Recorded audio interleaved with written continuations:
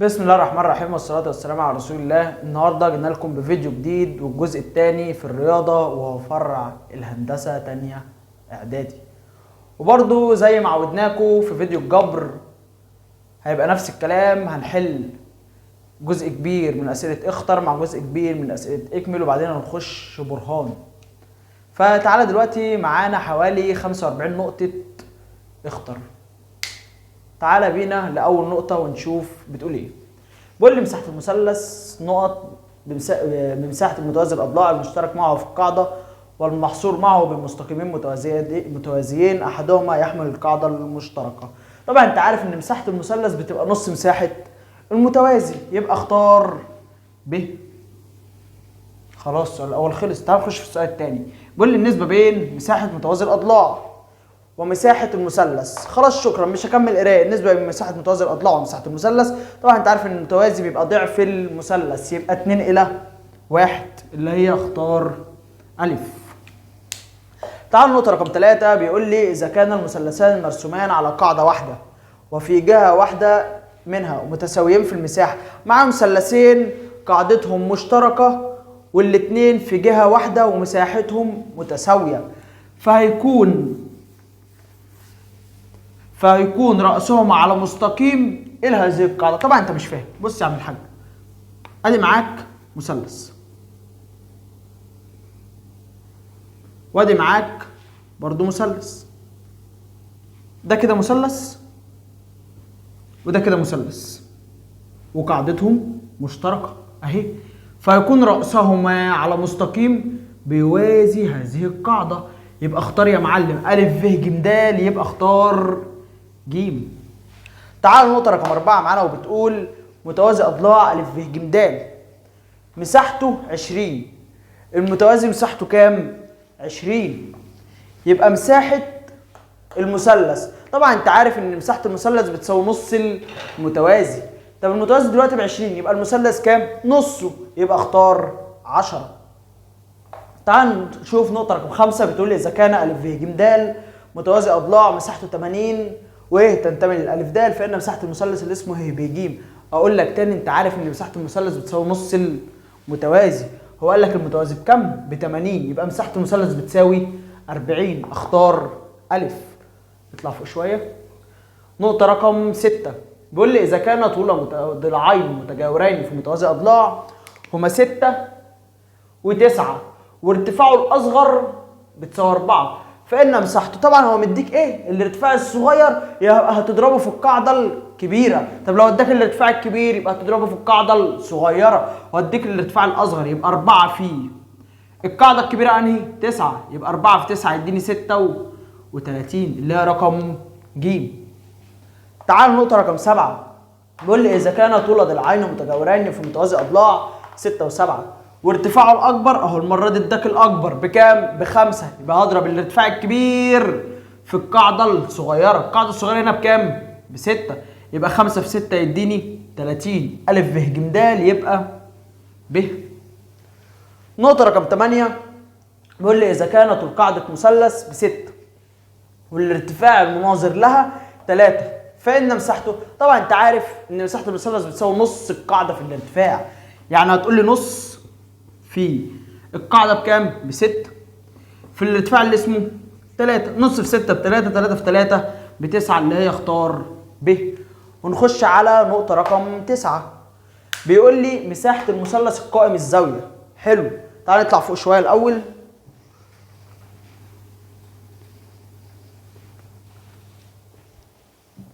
بيقول لي مساحه المثلث القائم الزاويه الذي طول ضلعين فيه، طول ضلعي القائمه 6 و9 بتساوي ايه؟ بص يا عم الحاج، مش انت ده مثلث قائم اهو؟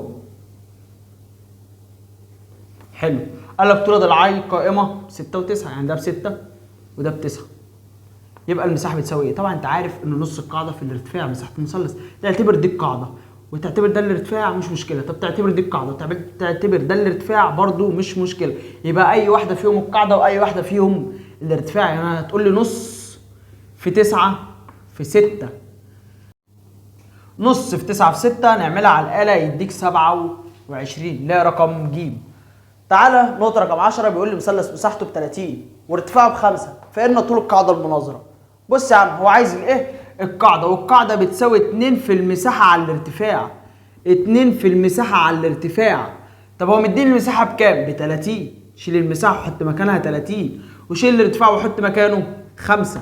2 في 30 ب60. 60 على ال5 فيها ال12 اللي هي رقم أ. تعالوا النقطة رقم 11 معانا، وبتقول مثلث طول قاعدته 12 ومساحته ب48 وعايز الارتفاع، وانت عارف ان الارتفاع بيساوي 2 في المساحة على القاعدة. 2 في المساحة على القاعدة، يعني هتشيل المساحة وتحط مكانها 48 وتشيل القاعدة وتحط مكانها 12. لما تعمل الكلام ده على الآلة يديك 8 اللي هي رقم د. تعالى نشوف نقطة رقم 12 بتقول ايه. نقطة رقم 12 معاه بتقول مستطيل طوله 4 وعرضه 2، فإن مساحته، طبعا عارف مساحة المستطيل بتساوي الطول في العرض، يعني 2 في 4 يدينا 8. تعال المسألة رقم 13. بيقول لي مساحة المستطيل الذي بعداه 6 و4. حلو، بعداه يعني الطول والعرض. نقط مساحة المثلث الذي طول قاعدته 12 وارتفاعه المناظر 4. حلو قوي. تعالى بقى نجيب الأول مساحة المستطيل. مساحة المستطيل بتساوي الطول في العرض، يعني 4 في 6 ب24. كده انت جبت لي مساحة الايه؟ المستطيل. طب مساحة المثلث بتساوي نص القاعدة في الارتفاع، يعني نص في القاعدة بكام؟ ب12 في الارتفاع بكام؟ ب4. نص في 12 ب6، 6 في 4 ب24. دي 24 وده 24 يبقى يساوي. تعالى النقطة رقم 14. بيقول لي مستطيل طول قطره 10 وطوله 8، فإن مساحته، بص يا عم الحاج، بص يا عم الحاج، ادي المستطيل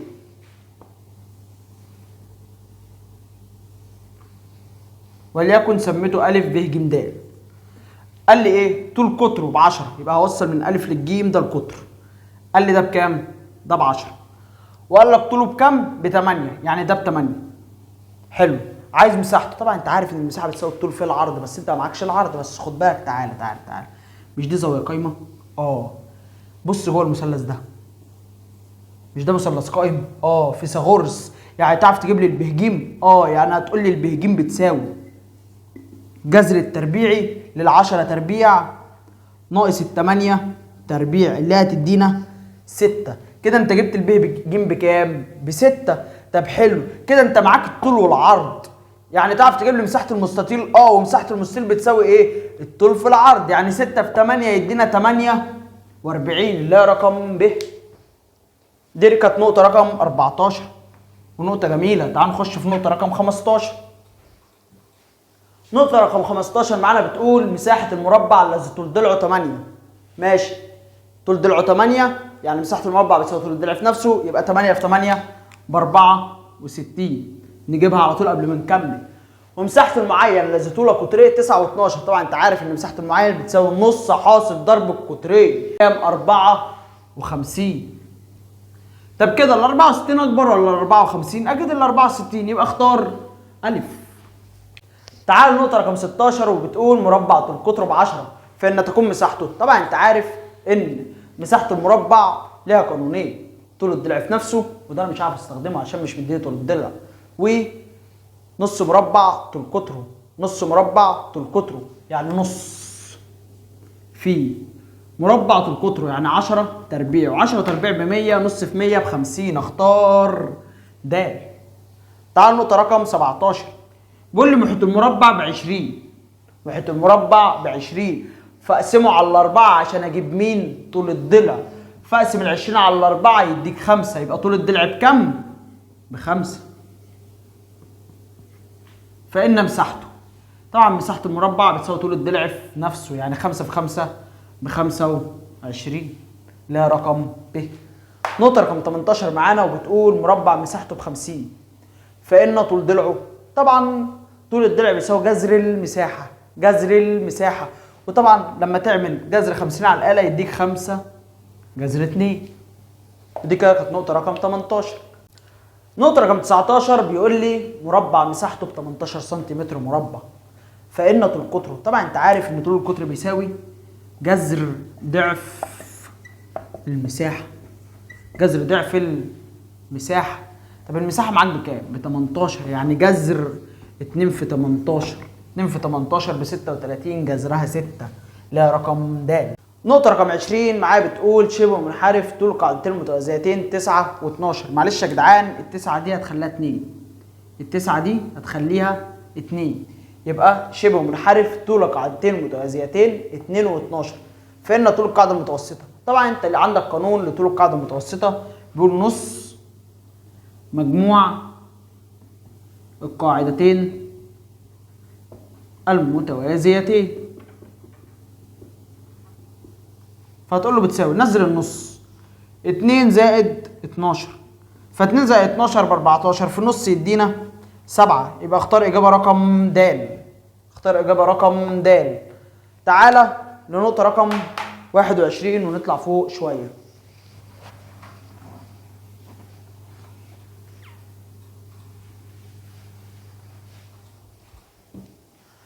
معانا نقطه رقم 21 بتقول شبه منحرف طول قاعدته المتوسطة ب9 وارتفاعه ب6، فإن مساحته، طبعا انت عارف ان مساحة شبه المنحرف ليها قانونين، اللي هو طول القاعدة المتوسطة في الارتفاع أو نص مجموع القاعدتين المتوازيتين في الارتفاع، اللي هو فكة القاعدة المتوسطة.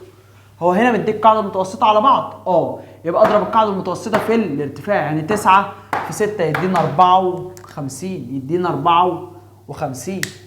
خش في نقطة رقم 22.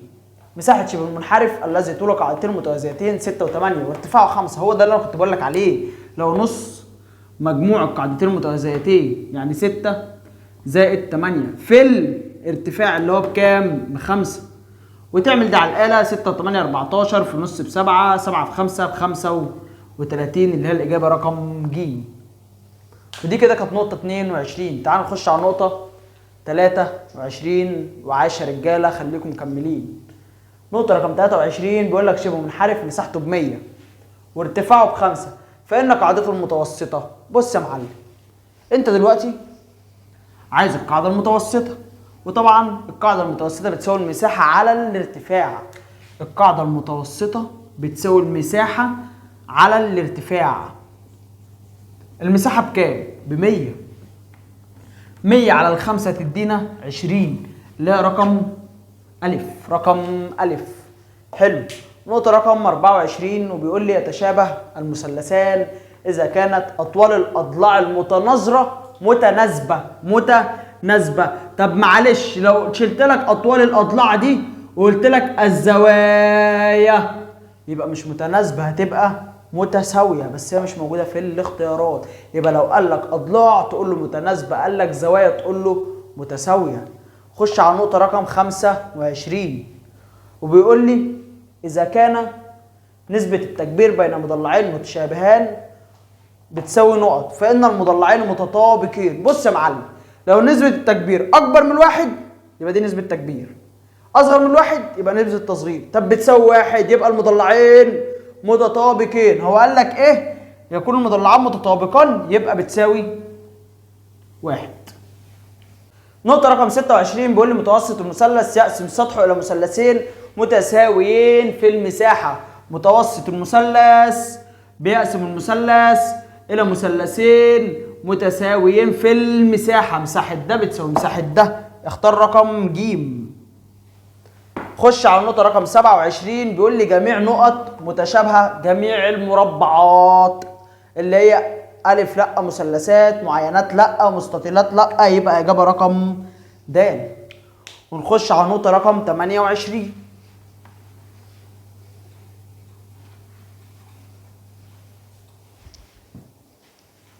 خش على النقطة رقم 28 بيقول لي المضلعان متشابهان لثالث يكونان. بص يا عم الحاج، لو أنا بشابه واحد والواحد ده بيشابه واحد تاني يبقى أكيد أنا والواحد التاني ده متشابهين.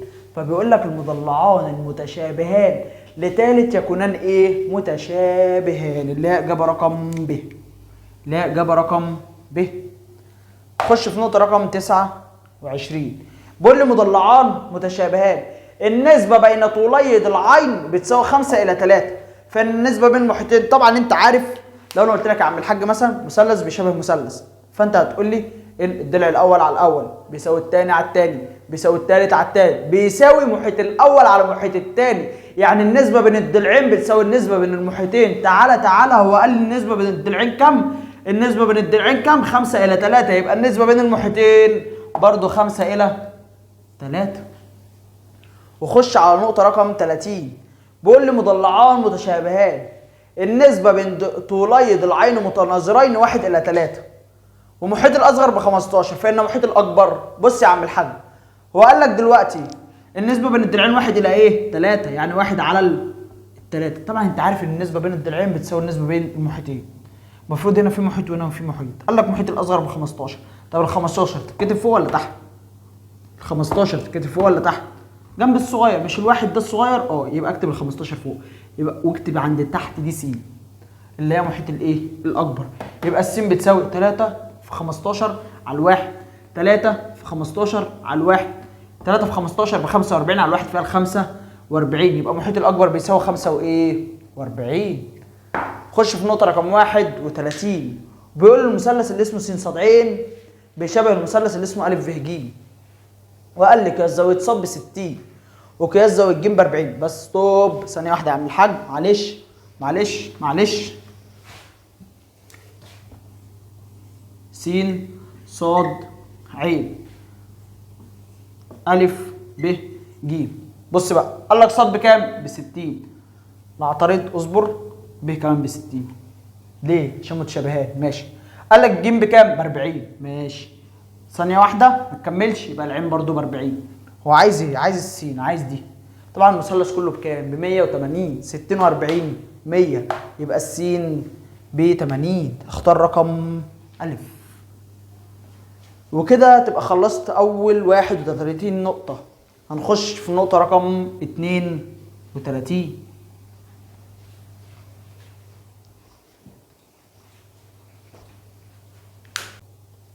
نقطة رقم 32 بيقول لي إذا كان مثلث اللي اسمه أ ف ج بيشبه المثلث اللي اسمه س ص ع. وقايل لي كانت زاوية أ ب 50. اصبر ما تكملش. أ بكام؟ ب 50. يبقى س كمان يا عم الحاج ب 50. وقال لي ص بكام؟ ب 30. ما تكملش، يبقى ب برضه ب 30. هو عايز ايه اصلا؟ بيقول لي قياس زاوية ب. خلاص ما انا جايبها. لا بكام؟ ب 30. يا رقم ب. بيقول لي مسقط نقطة على مستقيم معلوم هو نقطة. طبعا مسقط النقطة هو نقطة، مسقط المستقيم هو مستقيم، مسقط الشعاع هو شعاع. يبقى مسقط النقطة هو ايه؟ نقطة اللي هي رقم أ. نقطة رقم 34 بيقول لي إذا كان مسقط قطعة مستقيمة على مستقيم معلوم هو نقطة، فإن القطعة المستقيمة دي، بص يا عم، أنت معاك قطعة مستقيمة أهو، مسقطها هو نقطة، مسقطها هو نقطة. بص مسقطها ده بيسقط أهو هو نقطة. يبقى المستقيم ده كان إيه؟ كان عمودي. كان عمودي، يبقى القطعة المستقيمة دي عمودية على المستقيم. يبقى رقم أ. نقطة رقم 35 بيقول لي إذا كان الألف د بيوازي الب ج فإن طول مسقط الألف د على الب ج أكبر ولا أصغر من طول الألف د؟ بص يا عم الحاج، الألف د أهو بيوازي الب ج أهو، الاتنين دول بيوازوا بعض، الاتنين دول بيوازوا بعض. ده اللي اسمه ألف د وده اللي اسمه الإيه؟ الب ج. ده سقط كده، ده سقط كده، يبقى الاتنين دول طولهم بيساوي بعض. هو عايز إيه؟ ده بيوازي ده، فإن طول مسقط ده على الب ج ده مسقطه كده يبقى بيساوي يا معلم، يبقى بيساوي اللي هي رقم أ برضه. خش في نقطة رقم 36 بيقول لي مثلث أ ف ج قائم الزاوية ف. تشكر يا عم، ادي المثلث اللي اسمه أ ف ج قائم الزاوية ف أ ب ج. حلو. عايز ايه بقى؟ بيقول لي مسقط أ ف على الب ج. يا عم الحاج، يا عم الحاج، الألف ف ده عمودي، يا عم الحاج الألف ف ده عمودي. ادي المثلث اهو، ادي المثلث اهو، بيقول لي مسقط ده، طب ده عمودي يبقى مسقطه هو نقطة. نقطة ايه؟ نقطة ب، نقطة ب. اختار رقم ج. الله ينور عليكم. نقطة رقم 37 بيقول لي إذا كان المثلث اللي اسمه أ ف ج قائم الزاوية ف برضه ماشي. ادي يا عم المثلث أ ب ج وقائم الزاوية ف كمان. قال لي الب د عمودي على الألف ج، يعني انزل كده وحط هنا نقطة ايه؟ د. ماشي، فإن مسقط الب د على الألف ج، مسقط الب د على الألف ج، مسقط الب د على الألف ج. هي مش عمودي يا جدعان؟ ومسقط القطعة المستقيمة العمودية هو نقطة، يبقى مسقط الب د هو نقطة د، هو نقطة د اللي هي رقم د. نقطة رقم 38 بيقول لي طول مسقط قطعة مستقيمة على مستقيم معلوم. بص يا عم، طول المسقط على المستقيم المعلوم لو ما قلتش موازية تقول لي أصغر من أو يساوي، قلت لك موازية تقول لي بيساوي. تعال نشوف هنا، هو قال لي هنا إيه؟ طول المسقط قطعة مستقيمة على مستقيم معلوم نقط طول القطعة المستقيمة بيبقى أصغر من أو يساوي. طب أنا معلش لو زودت لك كلمة بسيطة هنا، طول مسقط قطعة مستقيمة هنا كده كتبت لك موازية، أنت عارف الإجابة ساعتها هتختلف، مش هتبقى رقم ج، هتبقى رقم د، هتبقى بتساوي. عشان يا عم الحاج لما دي توازي دي يبقى مسقطها بيساووا بعض، يبقى طول الاتنين بيساووا ايه؟ بعض. ودي كانت نقطة رقم 38. ويلا بينا نخش على 39.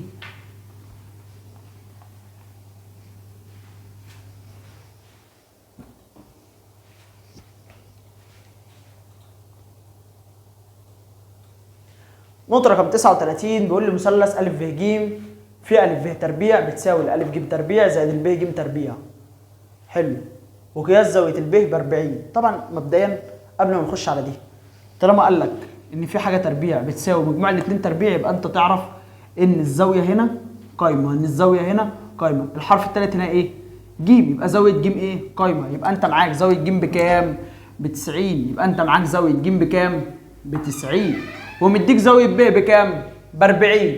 يبقى هو عايز زاوية ايه؟ أ. طب ما المثلث كله بكام؟ المثلث كله ب 180. هتقول له 180 ناقص 90 زائد 40 يديك زاوية أ بكام؟ ب 50 اللي هي رقم ب. خش في نقطة رقم 40 يا معلم. بيقول لك في المثلث اللي اسمه أ ب ج، بيقول لك أ ج تربيع أكبر من الأ ب تربيع زائد الب ج تربيع. طالما قال لك أكبر من يبقى الزاوية اللي هنا لا زاوية ب منفرجة. قال لك أكبر من يبقى منفرجة، طب قال لك أصغر من تبقى حادة، طب قال لك بتساوي تبقى قائمة.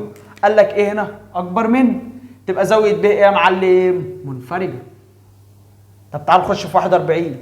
بيقول لك أهو بص نفس السؤال بس مغير لك العلامة وكاتبها لك إيه؟ أصغر من، يبقى حادة اللي هي رقم أ.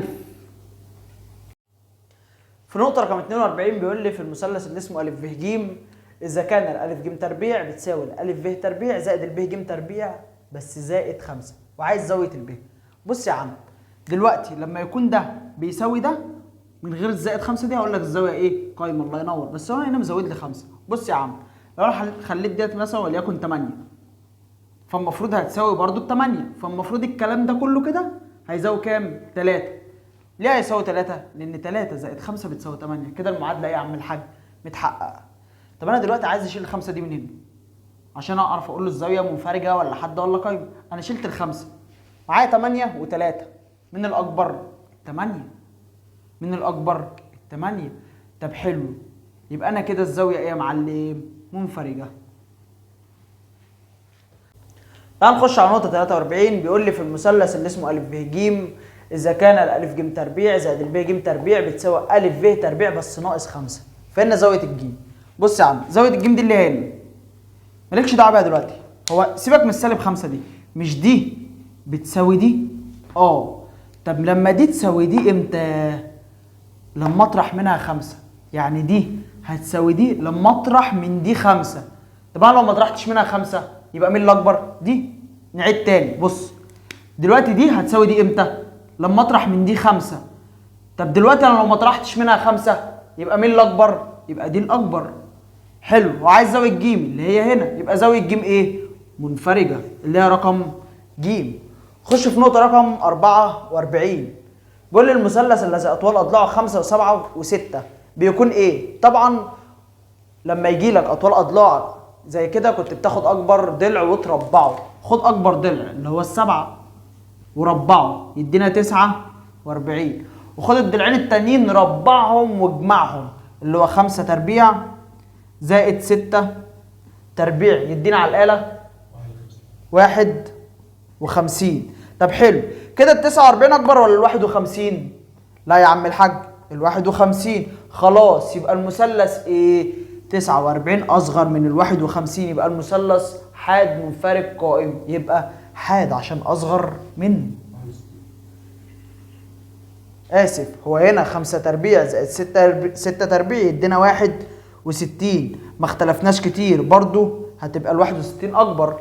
شكرا. تعال نخش في نقطة رقم 45. بيقول لي في المثلث اللي اسمه أ ب ج، إذا كان أ ب ب6 وب ج ب8 وأ ج ب10 فإن زاوية الب.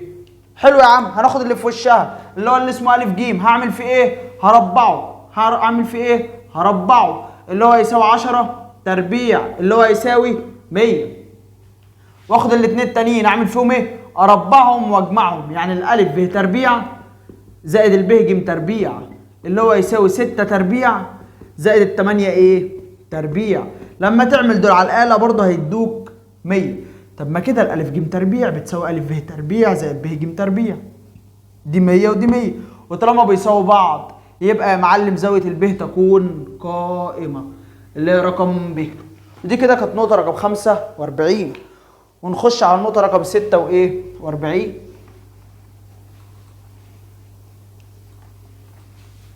وخلاص فاضل لك نقطتين ونبقى خلصنا من سؤال ايه؟ اختر.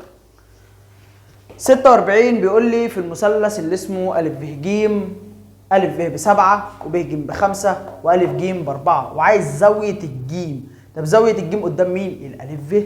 هات الألف ب وربعه، هتقول لي الألف ب تربيع اللي هو يساوي ايه؟ 7 تربيع اللي هو يساوي 49.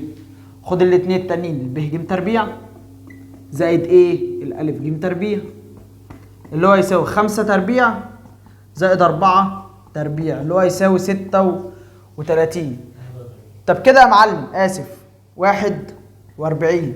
طب كده يا معلم ال 49 اكبر ولا ال 41؟ ال 49. فكده الزاوية هتكون ايه؟ منفرجة اللي هي رقم ج.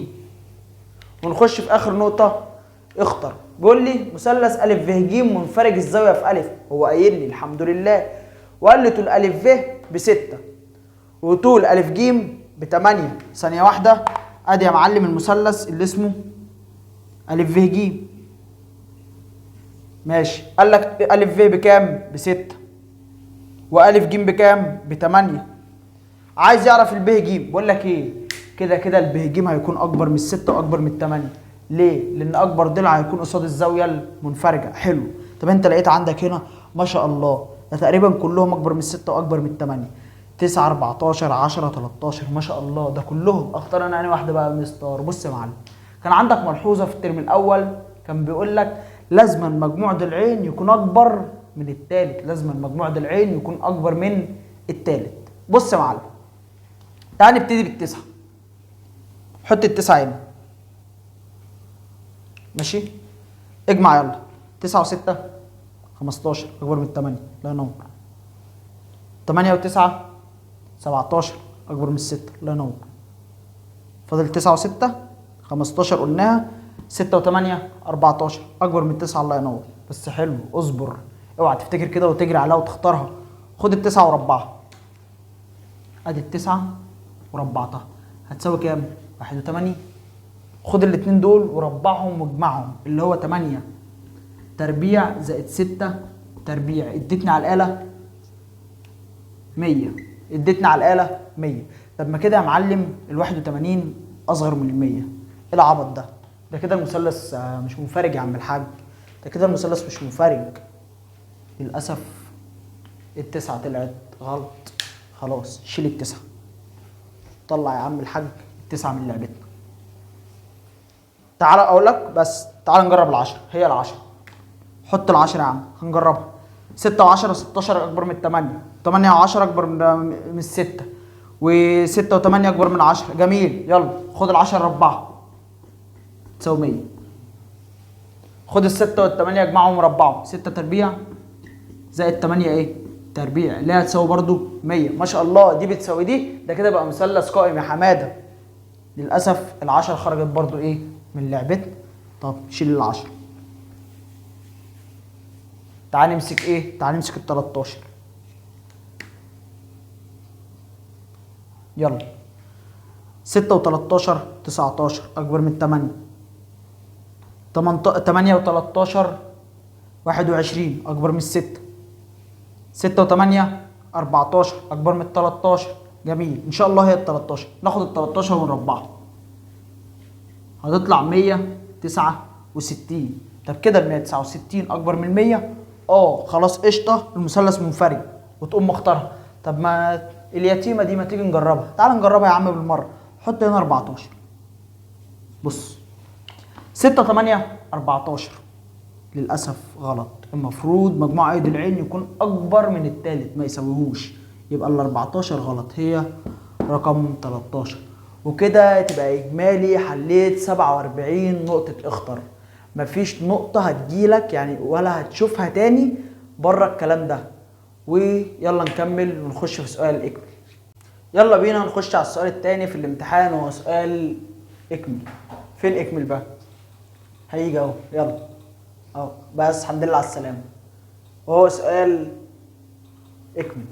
تعالى كده، هو اجمالي معانا 44 نقطه. تعال نخش على اول نقطه ونشوفها بتقول ايه.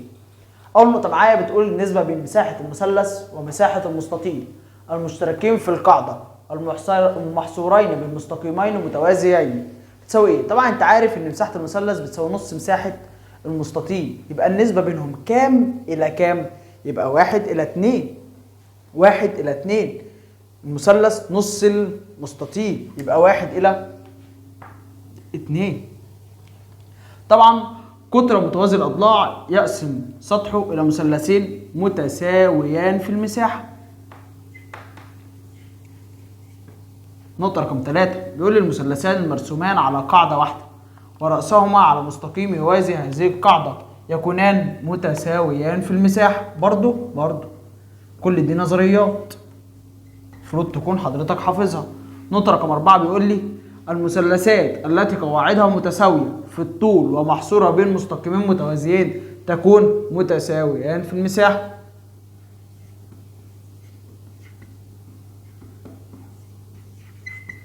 تعال نخش على نقطة رقم 5 بيقول لي متوسط المثلث يقسم سطحه إلى مثلثين متساويان في المساحة. أنا زهقت.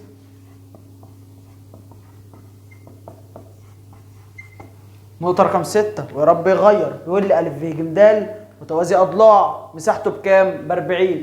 فإن مساحة المثلث اللي اسمه أ ف ج، طبعا أنت عارف إن مساحة المثلث بتساوي نص المتوازي. طب المتوازي بكام؟ ب 40، يبقى المثلث بكام؟ ب 20.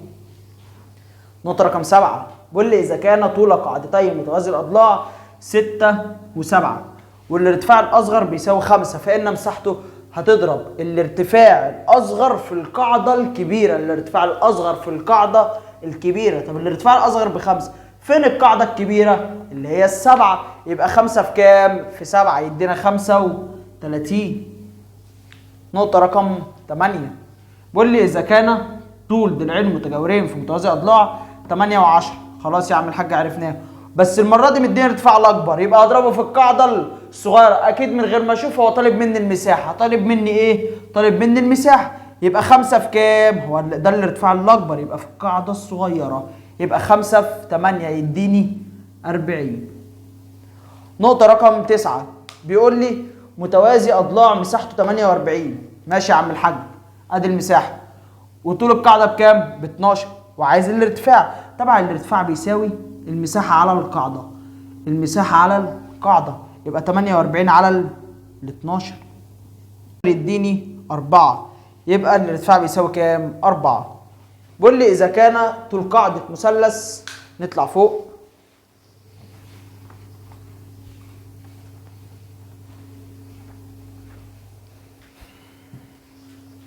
بيقول لي إذا كان طول قاعدة مثلث ب4 وارتفاع المناظر لها ب3، فإن مساحته، طبعا أنت عارف إن مساحة المثلث بتساوي نص القاعدة في الارتفاع، يعني نص في قاعدة اللي هي ب4 في الارتفاع اللي اسمه 3، يبقى يدينا على الآلة 6. يبقى بتساوي كام؟ 6 سنتيمتر مربع. نقطة رقم 11 بيقول لي مثلث مساحته بكام؟ ب24 وارتفاعه ب8، فإن طول قاعدته، طبعا أنت عارف إن طول القاعدة بيساوي 2 في المساحة على الارتفاع. 2 في المساحة على الارتفاع يعني 2 في 24 على 8. 2 في 24 على 8 يدينا على الآلة 2 في 24 ب 48. 48 على 8 يدينا 6. يبقى طول القاعدة بتساوي 6. نخش على النقطة رقم 12. معين طول ضلعه ب 12 سم وارتفاعه بكام؟ ب 8. فإن مساحته، طبعا أنت عندك قانونين للمعين، قانونين لمساحة المعين. طول القاعدة في الارتفاع ده لو مديك طول ضلع ومديك ارتفاع. طب لو مديك أقطار، نص حاصل ضرب القطرين. تعالى كده نشوف بقى هو هيديني إيه هنا. مديني طول ضلع ومديني ارتفاع. يبقى يا معلم هضرب طول الضلع في الارتفاع، يعني 8 في كام؟ في 12. 8 في 12 يديني 96. 96 سنتيمتر ايه؟ مربع. نخش على النقطة رقم 13. بيقول لي معين طول قطريه 10 و6. فإن مساحته المرة دي مديني الايه؟ الأقطار. يبقى مساحة المعين بتساوي ايه يا معلم؟ نص حاصل ضرب القطرين، يعني نص في 10 في 6. لما تعمل ده على الآلة يديك 30. يبقى مساحته بكام؟ ب 30. نخش في نقطة يا معلم رقم 14. بيقول لي معين محيطه بكام؟ ب 60 وارتفاعه ب5. فإن مساحته بكام؟ بص، مديني المحيط ب 60، يعني اقسم ال 60 على ال4 عشان اجيب مين؟ طول الضلع. يبقى اقسم ال 60 يبقى طول الضلع بيساوي 60 على ال4 اللي هي تديني 15 سم. كده انا جبت مين؟ جبت طول الضلع. فاضرب طول الضلع في الارتفاع عشان اجيب مين؟ عشان اجيب المساحه. فالمساحه بتساوي طول الضلع في الارتفاع، ان 5 في كام؟ في 15. 5 في 15 تدينا على الاله 75 سنتيمتر مربع. نخش في نقطه رقم 15. بيقول له مربع طول قطره ب 8 وعايز مساحته. طبعا يا معلم مساحه المربع برضه ليها قانونين. القانون الاولاني طول الضلع في نفسه، القانون الثاني نص مربع طول قطره. نص مربع طول قطره يعني نص في 8 ايه؟ اس 2. لما اعمل ده على الاله تديني 32. يبقى 32 سنتيمتر ايه؟ مربع. نخش في نقطه رقم 16. بيقول لي مربع محيطه 20 سم. فإن مساحته، طبعا انت هتقسم برضو المحيط على ال4 عشان تجيب مين؟ طول الضلع. يعني هتقسم ال20 على ال4 يبقى طول الضلع بيساوي كام؟ بيساوي 5. طول الضلع بيساوي كام؟ بيساوي 5. فإن مساحته تساوي طول الضلع في نفسه، يعني 5 في 5 اللي هي بتساوي 25. الحمد لله الدنيا سالكة. خش في نقطة رقم 17. بيقول لي مربع مساحته ب50. فإن طول قطره، طبعا طول قطر المربع بتساوي جذر ضعف المساحة. جذر ضعف المساحة اللي هو جذر 2 في 50. فجذر ال2 في 50 تدينا 10. فإن طول قطره كده بيساوي كام؟ بيساوي 10. نخش في نقطة رقم 18. بيقول لي طول قطر المربع الذي مساحته 8 بيساوي ايه؟ تاني، طول قطر المربع الذي مساحته 8. مساحته 8 طب طول القطر بيساوي ايه؟ جذر ضعف المساحة، يعني جذر 2 في كم؟ في 8. يعني جذر ال16 اللي هو يساوي 4. يبقى هتساوي كام؟ 4. نقطة رقم 19. بيقول لي قطر شبه المنحرف المتساوي الساقين يكونان متساويان أو متطابقان.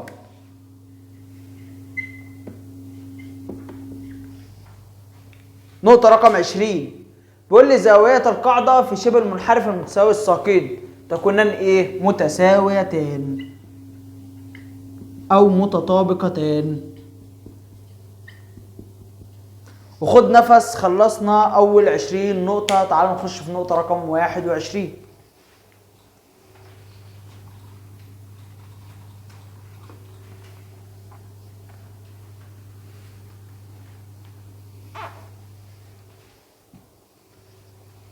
بيقول لي شبه منحرف طول قاعدتين متوازيتين 6 و8 بيكون طول القاعدة المتوسطة بتاعته بإيه؟ طبعا طول القاعدة المتوسطة بتساوي نص مجموع القاعدتين المتوازيتين، يعني نص في 6 زائد 8. 6 و8 14 في نص يدينا 7. كده جبنا طول القاعدة الايه؟ متوسطة. خش في نقطة رقم 22.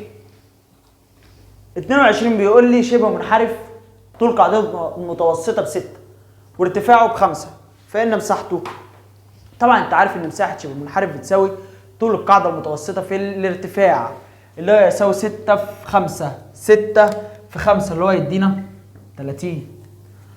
نقطة رقم 23 بيقول لي شبه منحرف طول قاعدتين المتوازيتين 6 و8 وارتفاعه بكام؟ ب10 فإن مساحته، طبعا مساحته بتساوي نص مجموع القاعدتين المتوازيتين في الارتفاع، يعني نص في 6 زائد 8 في 10. طب 6 و8 14. 14 في نص ب7. 7 في 10 ب70. يبقى 70 سنتيمتر ايه؟ مربع. نقطة رقم 24 وهانت قوي، قربنا نوصل لل 44، يعني ما هانتش قوي ولا حاجة بس هانت. إذا كانت مساحة شبه المنحرف ب 40 سنتيمتر مربع وطول قاعدته المتوسطة بكام؟ ب10. مديني المساحة ب 40 وطول القاعدة المتوسطة بكام؟ ب10. فعايز الارتفاع، الارتفاع بيساوي المساحة على القاعدة المتوسطة. المساحة على القاعدة المتوسطة يعني 40 على 10، يعني 40 على 10 اللي هي هتساوي 4 سم، يبقى الارتفاع بيساوي 4. نقطة رقم 25 بيقول لي شبه منحرف مساحته ب 40. شبه منحرف مساحته ب 40 وطول قاعدتيه المتوازيتين 6 و10 فإن ارتفاعه، طبعا الارتفاع هنا بقى هيختلف. ليه؟ إن هنا المفروض المساحة بتساوي نص مجموع القاعدتين المتوازيتين في الارتفاع، هو عايز الارتفاع يبقى المساحة على نص مجموع القاعدتين. طب كده الارتفاع يساوي ايه؟ 2 في المساحة على مجموع القاعدتين. 2 في المساحة على مجموع القاعدتين يعني 2 في المساحة بكام؟ ب 40 على مجموع القاعدتين يعني 6 زائد 10، واعمل ديت كده زي ما هي على الآلة تديني 5. تديني 5 يبقى الارتفاع بيساوي 5. خش في نقطة رقم 26 بيقول لي يتشابه مثلثان إذا كانت أطوال الأضلاع المتناظرة إيه؟ متناسبة. متناسبة عشان هو قال لك أضلاع ما قالكش زوايا، لو قال لك زوايا كنت هتقول له متساوية. خش في نقطة رقم 27 أهي جت أهي والحمد لله. يتشابه المضلعان إذا كانت الأضلاع المتناظرة إيه؟ متناسبة برضو. طب والزوايا المتناظرة متساوية، والزوايا المتناظرة متساوية. خش في نقطة رقم 28 بيقول لي المضلعان المتشابهان لثالث يكونان مالهم يا اخويا؟ متشابهان. يكونان مالهم؟ متشابهان. نقطة رقم 29 بيقول لي إذا كان المضلعان المتشابهان متطابقان فإن نسبة التكبير، قلتها لك من شوية، لو نسبة التكبير أكبر من 1 يبقى تكبير، أصغر من 1 تبقى تصغير، بتساوي 1 يبقى منطبقان. هو قال لك إيه؟ متطابقان، يبقى نسبة التكبير بتساوي 1. خش هنا 30 السؤال متعاد، المضلعان متشابهان لثالث يكونان متشابهان. رقم 31 بيقول لي ايه؟ اذا كانت النسبة من محيطي ضلعين متشابهين 7 إلى 3. حلو، فان النسبة بين طولي الضلعين، طب ما انت عارف، طبعا ما انت عارف ان النسبة بين الضلعين بتساوي النسبة بين المحيطين، بس هو مديك هنا النسبة بين الايه؟ المحيطين، يبقى برضو النسبة بين الضلعين كام؟ برضو 7 إلى 3. يبقى النسبة بين الضلعين 7 إلى ايه؟ 3. تخش في نقطة رقم 32 بيقول لي النسبة بين طول ضلعين متناظرين في مضلعين متشابهين هي 2 إلى 5. حلو، هخليها 2 على 5 معلش بتساوي، انا عارف هو يقول لي ايه، هيديني محيط واحد ويقول لي عايز محيط تاني. كده كده النسبة بين الضلعين بتساوي النسبة بين الايه؟ المحيطين. ثانية واحدة بقى، وقال لي محيط الايه؟ الاصغر بكام؟ ب 12. طب اكتبها هنا ولا هنا؟ مين الصغير هنا؟ دي خلاص اكتبها جنبها. وعايز الايه؟ المحيط الاكبر احط مكانه س، فاقول الس بتساوي 5 في 12 على 2. الس بتساوي 5 في 12 على 2، وتعمل دي زي ما هي على الآلة كده هيديك 30. يديك 30، يبقى كده المحيط الأكبر بكام؟ ب 30. تعال نخش على النقطة رقم 33.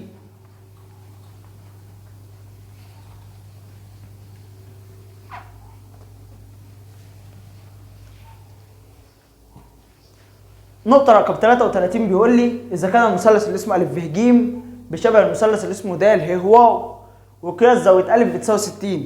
اصبر ما تكملش. أ بكام؟ ب 60. يبقى ده كمان ب 60. جدع الله ينور عليك.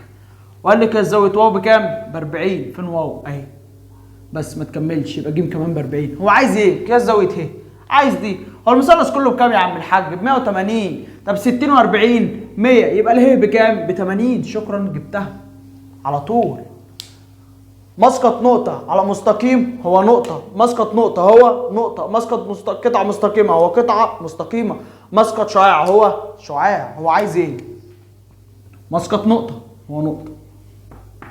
بص اللي بعده، مسقط شعاع شعاع، مسقط قطعة مستقيمة عمودية. خد بالك خد بالك خد بالك، دي قطعة مستقيمة بتسقط عمودية، بتسقط عمودية، فمسقطها هيكون نقطة، مسقطها هيكون نقطة.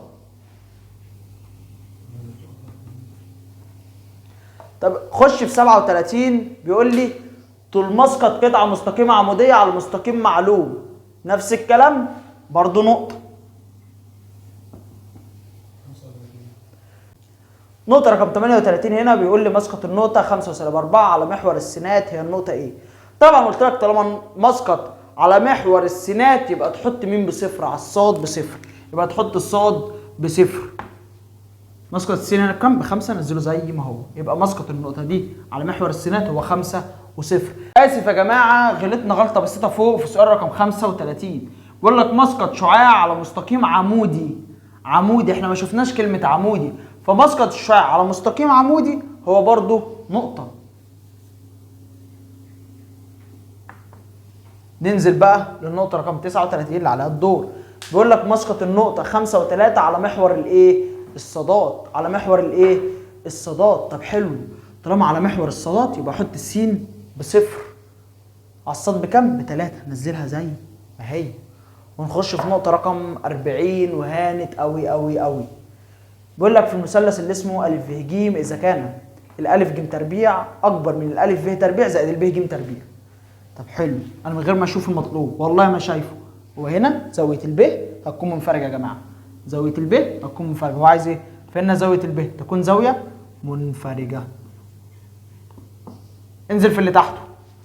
بيقول لي أ ب تربيع بتساوي أ ج تربيع ناقص الب ج تربيع. الطالب المتسرع، الطالب المتسرع، بس يا مستر هيكون قائم الزاوية فين؟ في ج.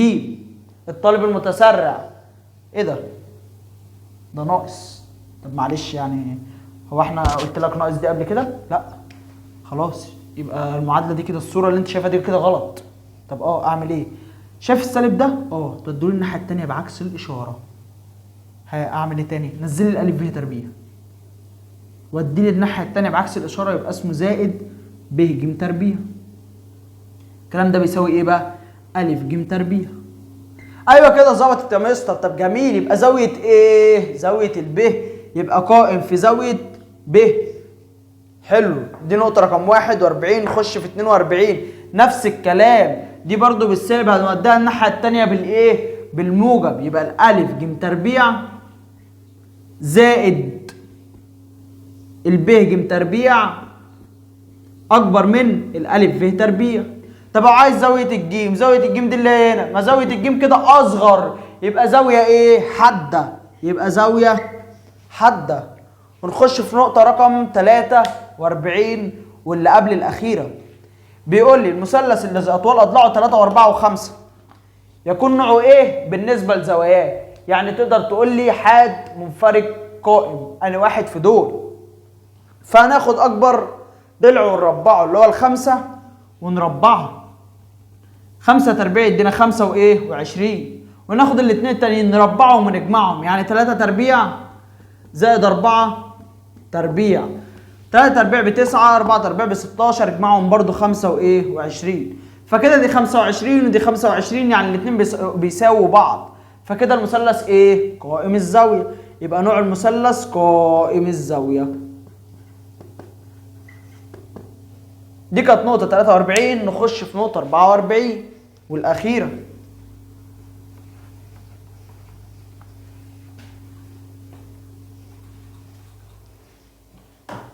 بيقول لي المثلث الذي اطوال اضلاعه 3 و4 و6 يكون ايه برضو؟ حاد ولا منفرج ولا قائم؟ بص يا عم الحاج، هاخد الستة اعمل فيها ايه؟ اربعة تدينا، الله ينور، 36. واخد الاتنين التانيين، يلا ها.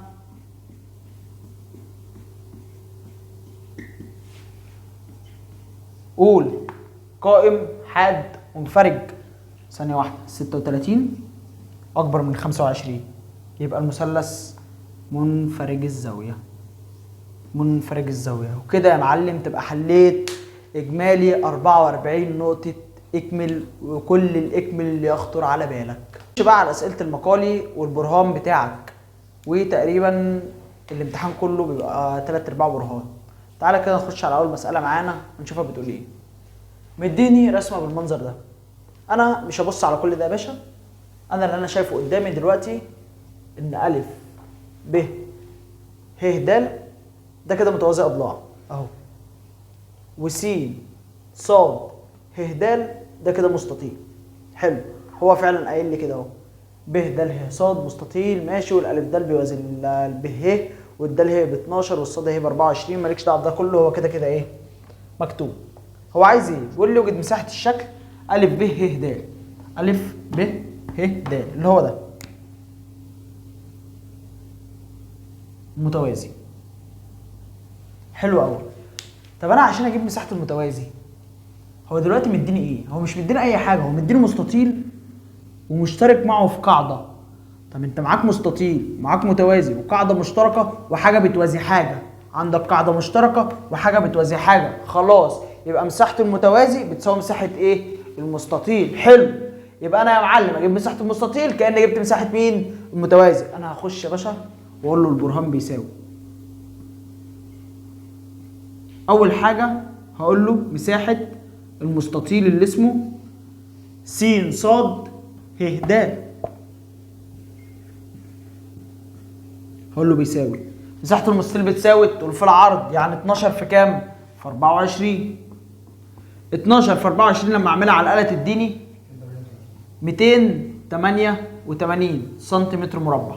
كده انا جبت مساحه الايه؟ المستطيل. طب حلو، هقول له بقى يا معلم في المستطيل اللي اسمه س ص ه د، والمتوازي اللي اسمه ا ب ه د،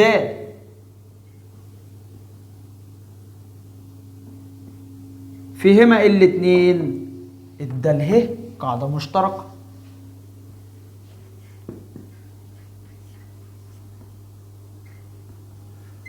والدال ه بتوازي مين؟ والدال ه بتوازي مين؟ الالف صاد.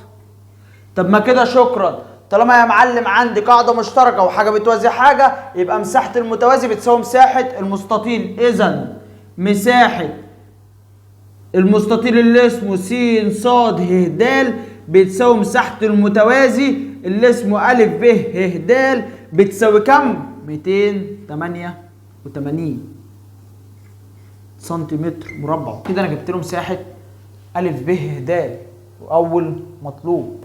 تعال نشوف في مطلوب تاني، بيقول لي اذا كان الالف د ب 30. فين الالف د؟ الالف د اللي هو ده ب 30 ماشي. اوجد طول العمود النازل من ب على الف د. من ب على الف د اللي هو ده يعتبر ارتفاع المتوازي الاصغر. ارتفاع المتوازي الاصغر. طب ما كده يا معلم العمود النازل من ب على ألف د هو ارتفاع المتوازي الأصغر. طبعا وانت عارف ان الارتفاع بيساوي المساحة على القاعدة، بل الارتفاع بيساوي مساحة على القاعدة. المساحة انت جايبها بكام؟ ب 288 على القاعدة اللي هي بكام؟ ب 30. فلما اقسم ال 288 على ال 30 على الآلة يديني 9.6 سنتي. كده انا جبت ده بكام؟ ب 9.6. وكده جبت له المطلوب الثاني وهو الايه؟ المطلوب اثباته. ودي كانت اول مساله مساحات. تعال نخش على مساله تانية ونشوفها.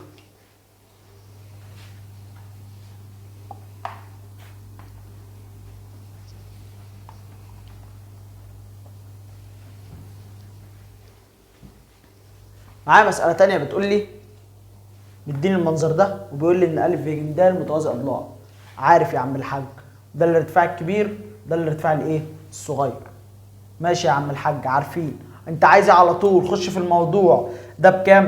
ده ب 18 وده بكام؟ ده ب 12 وده ب 10. ماشي. عايز إيه تاني؟ عايز طول ده لصاد، طول ده لصاد اللي هو ده، وعايز مساحة المتوازي. طب بقول لك ايه، انا هخش بالمطلوب التاني الاول. هجيب ده الاول، هقول له يا باشا بما ان ا ب ج د متوازي اضلاع، اذا مساحة المتوازي اللي اسمه ا ب ج د بتساوي ايه؟ طول القاعدة في الارتفاع. طول القاعدة في الارتفاع. طب هتاخد انهي قاعدة؟ واحد يقول لي بس انا هاخد القاعدة دي، اقول له الله ينور عليك كده، وخد القاعدة ام 12 في الارتفاع بتاعها. مش معايا خلاص، يبقى غير القاعدة على طول. يبقى اخد القاعدة ام 18 في الارتفاع بتاعها اللي اسمه 10. يبقى 18 في 10 يدينا 180 سنتيمتر مربع. كده احنا جبنا الايه؟ مساحة المتوازي. وعايز طول الدلصاد. طب ما الدلصاد يا معلم ارتفاع، والارتفاع انت عارف بيساوي المساحة على القاعدة. الدلصاد اللي هو الارتفاع بيساوي المساحة على القاعدة. المساحة بكام؟ ب 180 على القاعدة اللي هي بتاعتها اللي اسمها 12. 180 على 12 على الآلة يدينا 15 سنتي. كده شكرا جبت له الدلصاد. كده يا معلم خلاص الحمد لله جبت له كل اللي هو عايزه وهو المطلوب. نخش على مسألة رقم 3.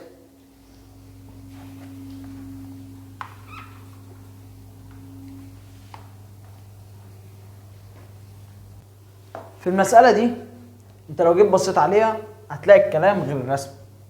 هو واحنا بنقطع الحاجة وبنحطهم فبتظبط الدنيا في الملزمة، فكده حصل ايه؟ لخبطة. فالرسمة دي مش بتاعت المسألة دي، فانت المسألة دي كده الغيها من قلب الملزمة وخش على المسألة اللي بعدها على طول. دخلنا على المسألة اللي بعدها. بيقول لي ا ب ج د و ا ب م ن متوازية أضلاع. تعال نشوفها. ا ب ج د، ا ب ج د ده أول متوازي أهو. ماشي.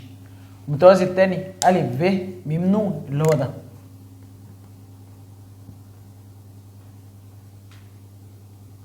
ماشي. انت عايز ايه بقى؟ بيقول لك برهن ان مساحة المتوازي مساحة المثلث اللي اسمه ه ب ج ه ب ج اللي هو ده ماله؟ بتساوي نص مساحة المتوازي اللي اسمه ا ب م ن. حلو قوي. بص يا عم الحاج، دلوقتي المتوازي ده والمتوازي ده مشتركين في قاعدة اسمها ايه؟ ا ب، والالف ب بتوازي الب ج. يبقى مساحة المتوازي ده بتساوي مساحة المتوازي ده، ودي أول حاجة. تعال نكتبها. بص هقول له ا ب ج د وأ ب م ن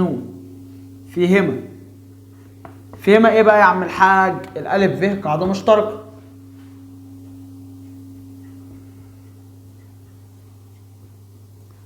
والالف ب بيوازي مين؟ بيوازي الب ج. يبقى اذا مساحة ا ب ج د بتساوي مساحة ا ب م ن.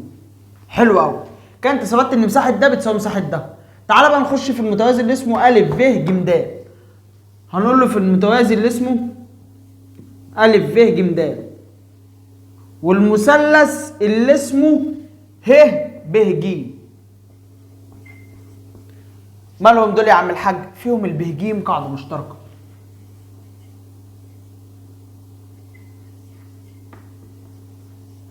والبهجيم بتوازي مين؟ الألف د. يبقى مساحة المثلث اللي اسمه ه ب ج بتساوي نص مساحة الايه؟ المتوازي اللي اسمه أ ب ج د. طب حلو قوي. بص، المتوازي ده بيساوي المتوازي ده، والمثلث ده بيساوي نص مساحة المتوازي ده، يبقى برضه بيساوي نص مساحة المتوازي ده. طب بص، هقول له دي رقم 1 وديت رقم 2. هقول له من 1 و2 ينتج أن مساحة المثلث اللي اسمه ه ب ج بتساوي نص مساحة المتوازي اللي اسمه أ ب م ن، وهو المطلوب إثباته. ونخش في المسألة اللي بعدها.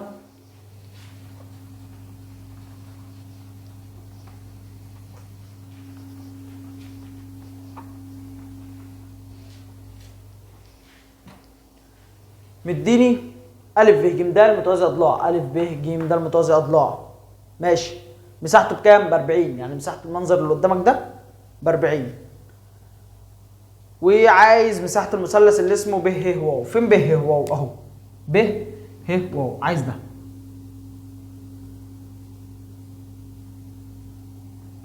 بص يا عم الحاج، دلوقتي أنت مش هتعرف تيجي هنا على طول. طب أعمل إيه؟ بص، أنت معاك المتوازي ده كله، ومعاك الب ج، اسف، المثلث اللي اسمه ه ب ج، في الب ج قاعده ايه؟ مشتركه، والب ج بتوازي الالف د، يعني المثلث اللي اسمه ه ب ج بيساوي نص مساحه مين؟ المتوازي. حلو، يعني هيساوي كام؟ نص ال 40 يساوي كام؟ 20. جميل قوي. طب ما نص ال 40 20 ده، طب مش ب واو ده متوسط؟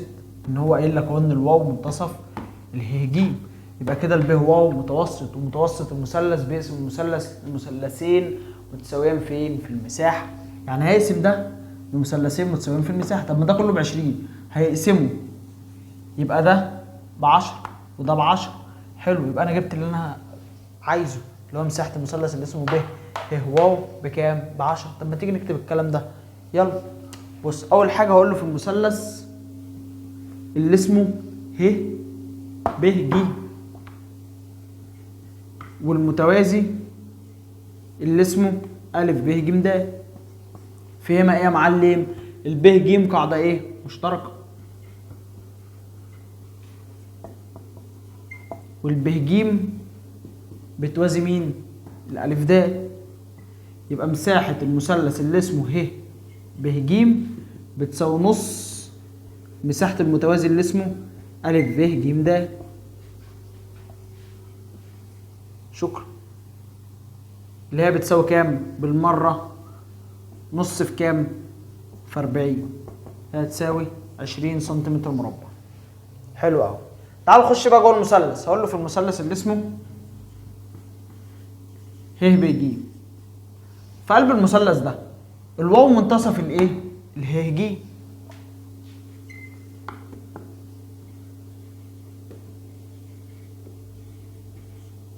يبقى الب واو متوسط، يبقى الب واو ايه؟ متوسط. طب حلو، يبقى اذا مساحة المثلث اللي اسمه ه ب واو بتساوي مساحة المثلث اللي اسمه واو ب ج، اللي هي هتساوي 20 على الاتنين، هتساوي كام؟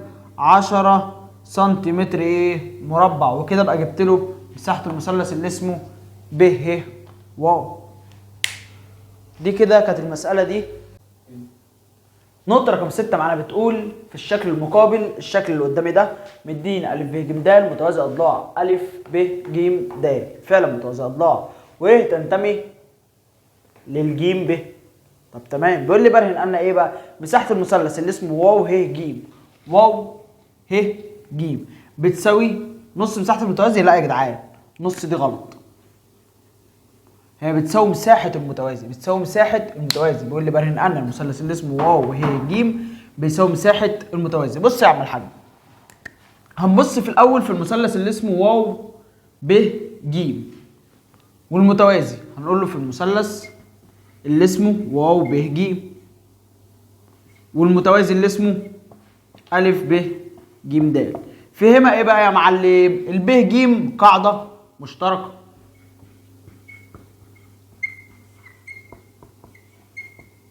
والب ج بيوازي مين؟ الالف د.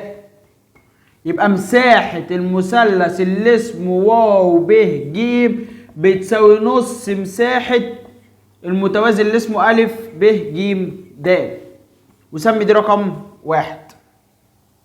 طب بص، تعال نبص في المثلث اللي اسمه واو ه ج.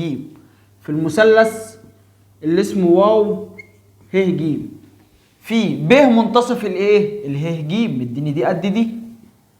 الب منتصف اله ج، يبقى واو ب ده ايه؟ متوسط. حلو، وطالما واو ب متوسط يبقى هيقسم المثلث الكبير ده لمثلثين متساويين في المساحه، يبقى واو ه ب بتساوي واو ب ج.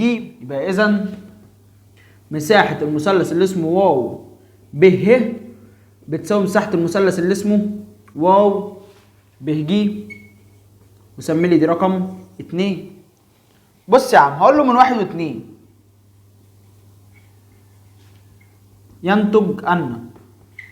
من 1 و2 ينتج ان ايه بقى؟ مش ده بيساوي ده وده نص ده، يبقى ده زائد ده بيساوي المتوازي كله. من 1 و2 ينتج ان مساحة المثلث اللي اسمه واو ه ج بيساوي مساحة المتوازي اللي اسمه ا ب ج د، وهو المطلوب اثباته. ودي كده كانت المسألة رقم 6. تعالى نخش على المسألة رقم 7.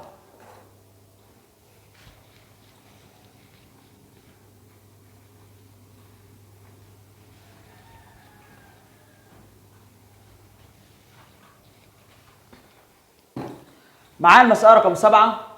بيقول لي في الشكل المقابل، الشكل اللي قدامي ده ماله يا عم الحاج؟ بيقول لي اثبت ان مساحة المثلث اللي اسمه ا ب م ا ب م بيساوي مساحة د ج م د ج م.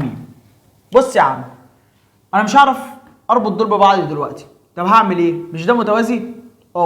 طب ما تيجي تبص في المثلث اللي اسمه ا د ب والمثلث اللي اسمه ا د ج، فيهم ايه؟ الالف ده القاعدة مشتركة، والالف ده بتوازي ب ج، يبقى مساحه المثلث ده بتساوي مساحه المثلث ده. هنحذف الحته اللي فوق دي من الطرفين، يبقى الحته دي قد الحته دي. تعال نكتبها. بص يا عم، هقول له في المثلث اللي اسمه ا د ب والمثلث اللي اسمه ا د ج، فيهما الالف د قاعده مشتركة، والالف د بيوازي مين؟ الب ج. الله ينور عليك. يبقى اذا مساحة المثلث اللي اسمه ا د ب بتساوي مساحة المثلث اللي اسمه ا د ج. كده ده كله بيساوي ده ايه؟ كله. هقول له بحذف مين؟ مساحة المثلث اللي فوق ده اللي اسمه ا د م من الطرفين. هينتج ان ايه؟ مساحة الحتة اللي ناقصة دي بتساوي مساحة الحتة دي اللي هي مساحة المثلث اللي اسمه ا ب م بتساوي مساحة المثلث اللي اسمه د ج م، وهو المطلوب ايه؟ اثباته. ودي كده كانت المسألة رقم 7. تعالوا نخش على المسألة رقم 8.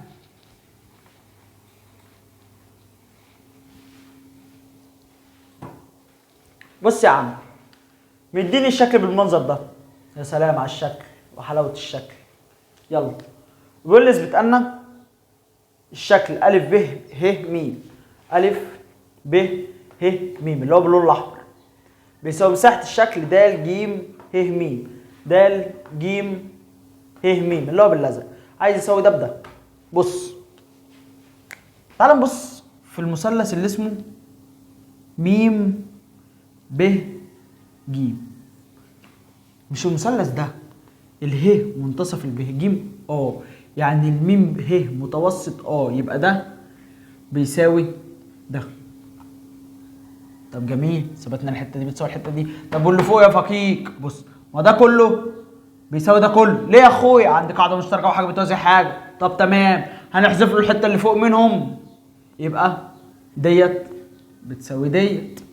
لما اجمع الاثنين دول مع بعض واجمع الاثنين دول مع بعض، يبقى اذا دي بتساوي دي. تعال نكتبها. بص، تحب تبتدي ايه؟ نبتدي بالمثلث اللي اسمه م ب ج. هقول له في المثلث اللي اسمه م ب ج. حلو. في ايه بقى المثلث ده؟ اله منتصف الب ج. فيه ه منتصف الب ج.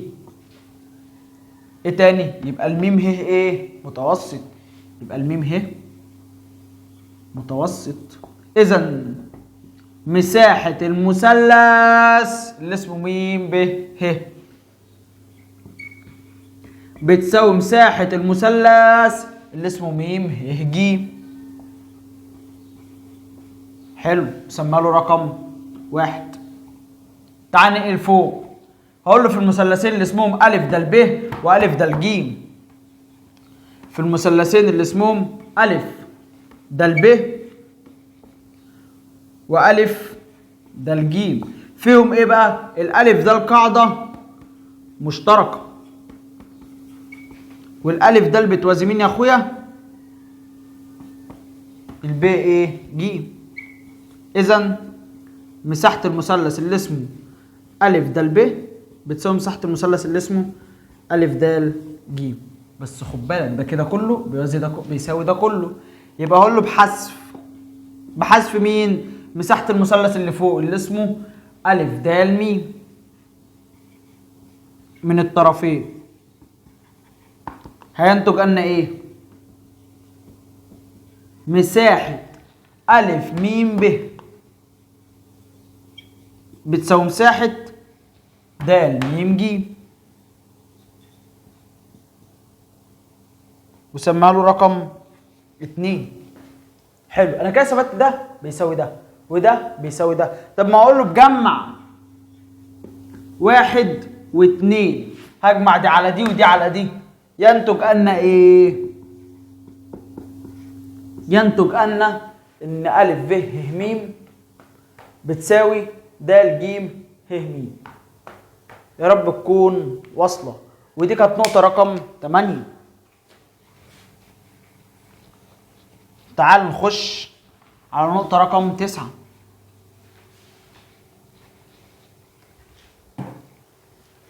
بيقول لي اثبت ان مساحه المثلث اللي اسمه أ ب ه أ ب ه بيساوي مساحه المثلث اللي اسمه أ ج ه. أ ج ه.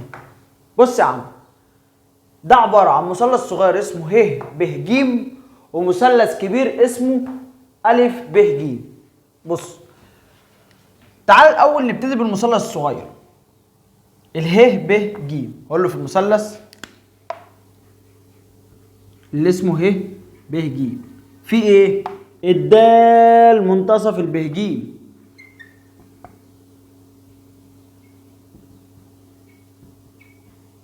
يبقى يا معلم اله ده الايه؟ متوسط. وطالما اله ده المتوسط، يبقى هيقسم المثلث ده لمثلثين متساويين في المساحه. يبقى مساحه المثلث اللي اسمه ه ب د بتساوي مساحه المثلث اللي اسمه ه د ج. سميها له رقم 1. كده خلاص خلصنا. تعال نمسك المثلث الكبير، نقول له في المثلث اللي اسمه أ ب ج، هنقول له في ايه؟ ما هو الدال برضه منتصف الب ج. ماشي يا عم الحاج، ادي الدال منتصف الب ج، يبقى الالف دال متوسط. وطالما الالف دال متوسط يا معلم، يبقى مساحه المثلث اللي على اليمين ده بيساوي مساحه المثلث اللي على الشمال ده. يعني مساحه المثلث اللي اسمه أ ب د بتساوي مساحة المثلث اللي اسمه أ د ج، اللي هو ده، وسمى له رقم 2. بص يا عم، ده كله بيساوي ده كله، والحته دي بتساوي الحته دي، هحذف الحته دي من الطرف ده واحذف الحته دي من الطرف ده، يبقى لك ان ده بيساوي ده. تاني، ده كله بيساوي ده كله، والحته الصغيره دي بتساوي الحته الصغيره دي، هحذف الحته دي من الطرف ده واحذف الحته دي من الطرف ده، يبقى ان الحته الحمراء دي تساوي الحته الزرقاء دي. يعني هعمل ايه؟ هقول له اطرح 1 من 2، هطرح 1 من 2 هينتج لنا ايه؟ مساحة المثلث اللي اسمه أ ب ه اللي هو باللون الأحمر بيساوي مساحة المثلث اللي اسمه أ ج ه اللي هو باللون الأزرق، وهو المطلوب إثباته. ودي كانت نقطة رقم 9. تعالى نخش على نقطة رقم 10 ونشوفه عايز ايه.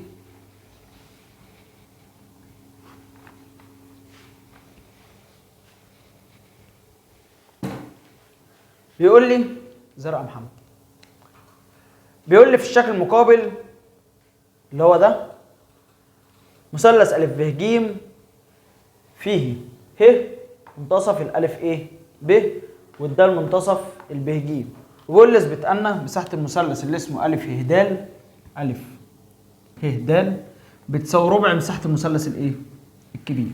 حلو، بص يا عم الحاج، بص على المثلث الكبير الاول اللي اسمه أ ب ج، ماشي، الدال منتصف ايه الب ج، يبقى مساحة المثلث اللي على اليمين ده بتساوي مساحة المثلث اللي على الشمال ده. ليه؟ لأن ده متوسط. تعال اكتبها أول حاجة، هقول له في المثلث اللي اسمه أ ب ج فيه د منتصف الب ج،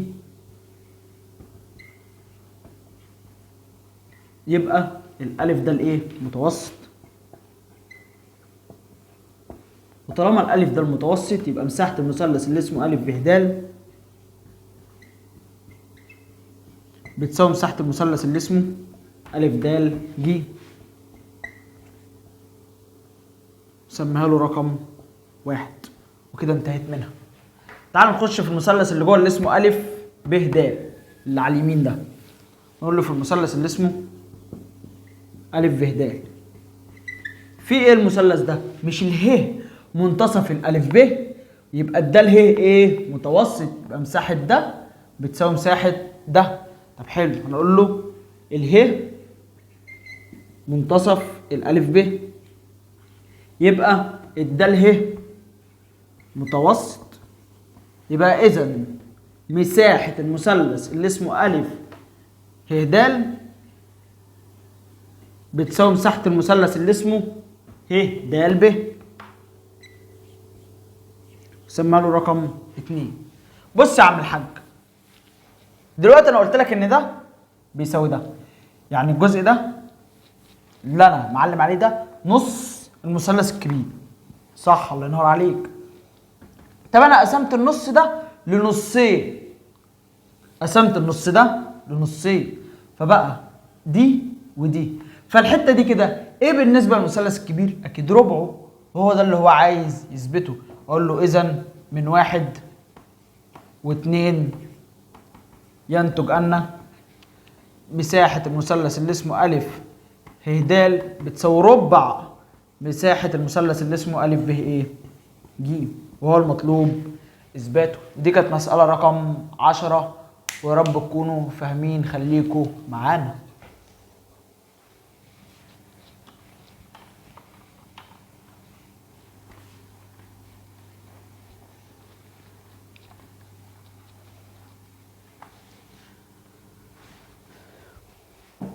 تعال نخش على مسألة رقم 11 ونشوفها بتقول ايه. بيقول لي في الشكل المقابل المنظر ده، بيقول لي واو منتصف السين ص والسين ص بتوزع أ ج. خلاص، بيقول لي برهن ان مساحة المثلث اللي اسمه أ ب واو أ ب واو اللي هو ده اللي باللون الازرق ده، حلو، بيساوي مساحة ج ب واو، ج ب واو اللي هو ده باللون الاسود. يعني عايز اثبت ان مساحة المثلث ده بتساوي مساحة المثلث ده. حلو. طب على فكرة بقى سهل. ازاي يعني؟ بص، سيبك من الحتة دي، بص هنا، مش الواو منتصف السين صاد يبقى الب واو ده ايه؟ متوسط. يبقى ديت قد ديت. طب حلو، خلاص سيبك من دي. مش السين صاد بتساوي الصاد ده، اسف، مش السين واو بتساوي الواو صاد. يعني قواعد متساويه. والسين صاد بيوازي الالف جيم. يبقى الحته دي برضو بتساوي الحته دي. هجمع دول على بعض واجمع دول على بعض، اذا المثلث ده بيساوي المثلث ده. طب تعالى نكتبها. بص، هقول له في المثلث الاولاني اللي اسمه س ب ص،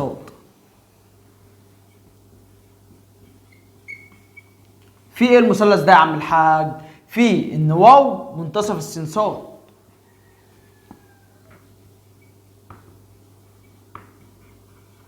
يبقى الب واو متوسط. وطالما الب واو متوسط يبقى مساحة المثلث اللي اسمه واو ب ص بتساوي واو ب س. يبقى اذا مساحة المثلث اللي اسمه واو ب ص بتساوي مساحة المثلث اللي اسمه واو ب س. سمها له رقم 1 عشان هنحتاجها بعدين. خلاص خلصناها. تعال ننقل اليمة التانية. في المثلث اللي اسمه أ س واو والمثلث اللي اسمه ج ص واو. في المثلث اللي اسمه أ س واو والمثلث اللي اسمه واو ص ج، مالهم؟ فيهم السين واو بتساوي الواو صاد، بما ان السين واو بتساوي الواو صاد. وايه تاني يا معلم؟ والسين صاد بتوازي الالف جيم. يبقى اذا مساحة المثلث اللي اسمه أ س واو بتساوي مساحة المثلث اللي اسمه واو ص ج، وسمع له رقم 2. هقول له بجمع 1 و2، هجمع ده على ده وده على ده، فلما اجمعهم على بعض يا معلم ينتج ان ايه؟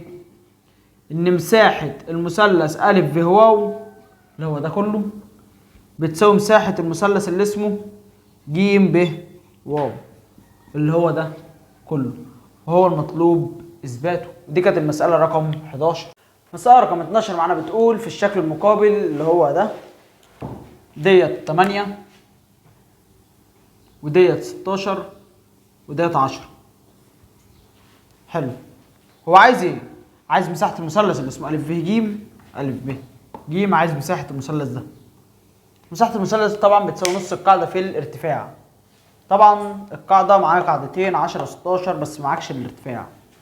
ده الارتفاع، الب ده ارتفاع، للأسف مش معايا ارتفاع. طب احنا دلوقتي ممكن نفكر في حل. ايه هو؟ انت معاك دي زاوية قايمة صح؟ حلو. هنفكر في مين؟ في فيثاغورس. احنا عايزين نجيب الب د دي. ليه؟ هقول لك بعدين. هات لي الب د الاول. طب هنجيب الب د منين يا مستر؟ طب احنا ممكن نجيب الدالجيم كلها، ولما نجيب الدالجيم نطرح منها الايه؟ الب ج. طب يلا نشتغل. هقول له في المثلث اللي اسمه أ د ج فيه ايه؟ قياس زاوية د بتساوي كام؟ 90 درجة. يبقى الدالجيم كلها بتساوي جذر التربيعي، ربع اطرح وهات الجذر، يبقى 16 تربيع ناقص 8 تربيعي يدينا على الآلة 13 و8 من 10 ايه؟ سنتي. فديت كده بكام؟ ب10. يبقى الب د دي ب3 و8 من 10. يبقى الب د بتساوي 3 و8 ايه؟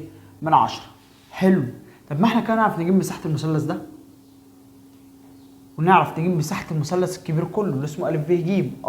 ونقوم طرحين منه الحتة دي، هيطلع لي مساحة المثلث ده. تاني احنا هنجيب مساحة المثلث الصغير اللي اسمه أ د ب. هقول له مساحة المثلث اللي اسمه أ د ب تساوي نص القاعدة في الارتفاع اللي هو نص قاعدة 3.8 من 10 في الارتفاع اللي اسمه 8. ونعمل ده على الآلة يدينا 15 و2 من 10 ايه؟ سنتيمتر مربع. كده احنا جبنا مساحة ده. حلو. طب ما تيجي نجيب مساحة الكبير كله اللي اسمه أ د ج. هنقول له مساحة المثلث اللي اسمه أ د ج ده بتساوي نص القاعدة في الارتفاع. نزلنا النص، القاعدة كنا جايبين الدالجيم كلها ب 13.8 في الارتفاع اللي اسمه 8. ولما عملنا ده على الآلة ادانا 55.2 سنتيمتر ايه مربع. كده احنا جبنا مساحة المثلث الكبير ومساحة الحتة دي. لما اطرح من المثلث الكبير الحتة دي يبقى لي الحتة دي اللي هو عايزها اصلا.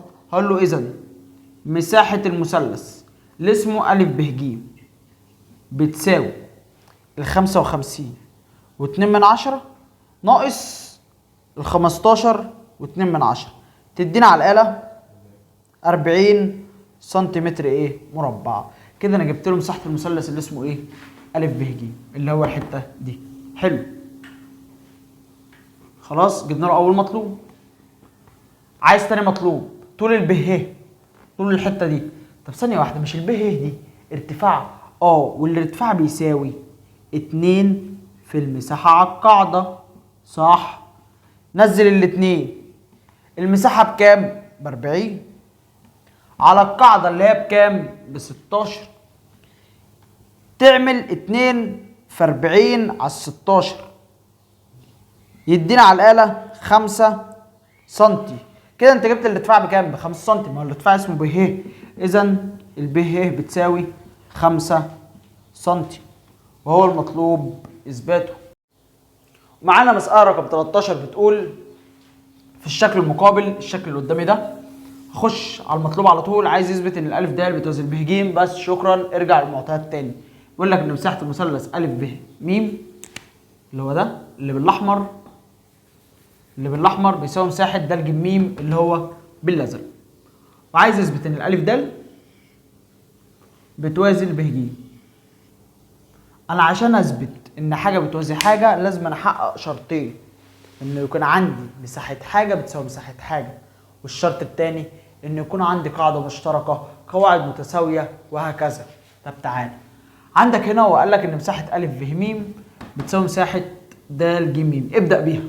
هقول له بما ان مساحة المثلث اللي اسمه أ ب م بتساوي مساحة المثلث اللي اسمه د ج م، هضيف له الجزء ده اللي اسمه أ د م.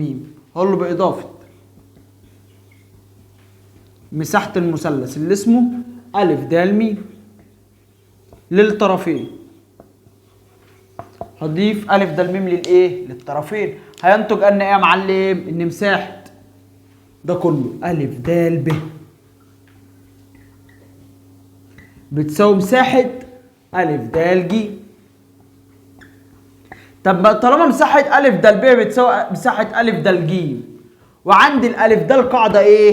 مشتركة، والألف د القاعدة إيه؟ مشتركة. إذا يا معلم الألف د بتوازي مين؟ الب ج، وهو المطلوب إثباته. دي كانت مسألة رقم 13. تعالى يلا نخش على طول في 14.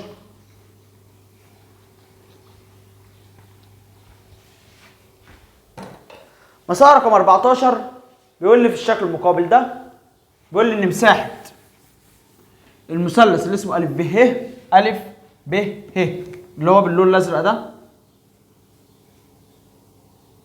بتساوي مساحة أ ج د اللي هو باللون الاسود ده. بيقول لي اثبت ان الدال ه اللي هو ده بتوازي الب ج. حلو، هو مش عايز نثبت يا باشا ان الدال ه بتوازي الب ج؟ يعني عايز اللعب هنا، صح؟ انا ليا دعوه بده؟ لا، يبقى عايز احذفه. ماشي، خش. هقول له اول حاجه بما ان مساحه المثلث اللي اسمه أ ب ه بتساوي مساحه المثلث اللي اسمه أ ج د، تساوي مساحه المثلث اللي اسمه أ ج د. هقول له بحذف أ د ه من الطرفين، بحذف مساحه المثلث اللي اسمه أ د ه من الطرفين، هينتج ان ايه يا معلم؟ لما امسح ده من الطرفين د ه ب بتساوي مساحة المثلث اللي اسمه د ه ج، وعندي الد ه قاعدة ايه؟ مشتركة. إذا يا معلم الدال ه بتوازي مين؟ الب ج، وهو المطلوب إثباته. ودي كانت مسألة رقم 14. معانا مسألة رقم 15 هنا بتقول في الشكل المقابل اللي هو ده، مديني الألف د بتوازي الب ج، مديني مساحة ألف ب ه اللي باللون الأحمر دي بتساوي مساحة د واو ج اللي باللون الأزرق. بيقول لي اثبت أن اله واو بتوازي الب ج. اله واو بتوازي الب ايه؟ ج. عايز اثبت ان ده بيوازي ده. حلو. بص يا عم الحاج، انا الاول هحاول ابص على اللي هو مدوني الاول، طلع منه اي حاجه. مديني الالف د بيوازي مين؟ الب ج. حلو. طب ما انا ممكن اقدر اقول ان مساحه المثلث اللي اسمه الف د ب بتساوي مساحه المثلث اللي اسمه الف د ج. ده كله يساوي ده كله. ليه؟ لان عندي قاعده مشتركه اسمها الف د، والالف د بيوازي الب ج. تعال نقول له كده، قول له في المثلثين اللي اسمهم الف د ب و الف د ج، فيهما ايه يا معلم؟ الالف د قاعده مشتركه، والالف د بتوازي مين؟ الب ج. طالما ده بيوازي ده يبقى مساحه المثلث الف د ب بتساوي مساحه المثلث الف د ج. يبقى اذا مساحه المثلث اللي اسمه الف د ب بتساوي مساحه المثلث اللي اسمه الف د ج. سمع له رقم 1. حلو. انا هعمل ايه؟ هحذف منها المثلث اللي فوق ده والمثلثين دول. معلش مش ده بيساوي ده؟ هحذفه. وهحذف كمان ده الف م د. بص هقول له بحذف